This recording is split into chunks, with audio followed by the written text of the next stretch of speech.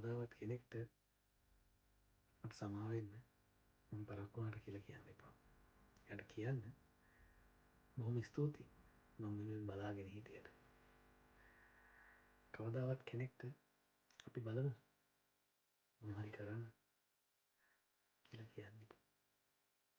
එයාට කියන්න මම අනිවාර්යෙන්ම ඔයා වෙනුවෙන් දෙයක් කරන්නම් කියලා. කවදාවත් කෙනෙක්ට කියන්න එපා